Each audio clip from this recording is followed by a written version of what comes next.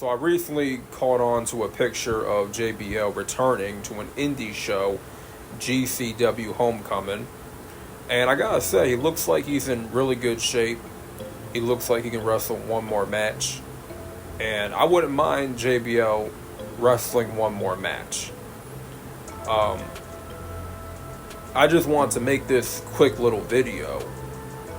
Pretty much just putting over how great, JBL was back in the day.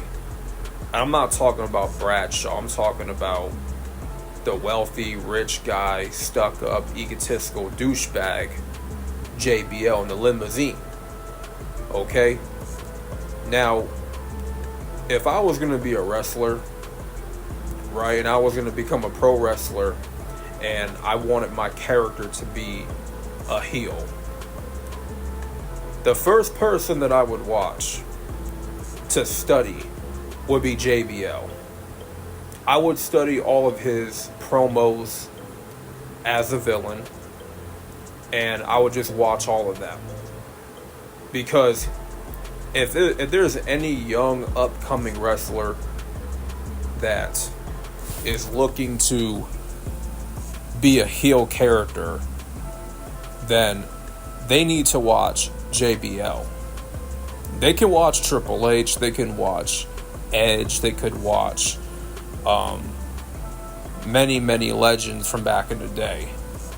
Watch Ric Flair, watch Hulk Hogan, right? Razor Ramon.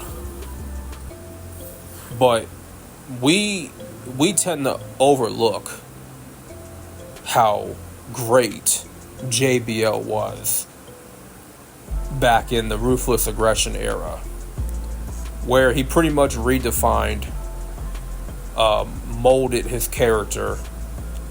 He switched up his whole character, his whole gimmick, and he became a main eventer overnight.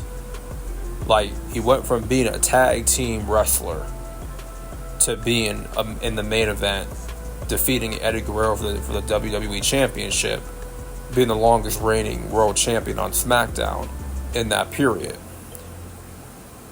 And he wasn't the best in the ring, but he didn't need to be, because it was his character that got him over. And the best thing about JBL in the ring was that clothesline from hell. One of the best clotheslines in the business, in my opinion.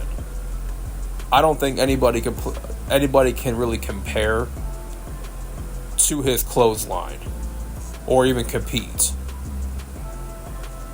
But yeah, man, if JBL was still wrestling in today's generation, I think he would be very, very much over, and he would put a lot of these guys to shame.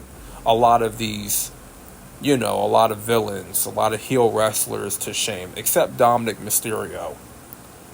He's the only true heel, true villain left in wrestling, in my opinion.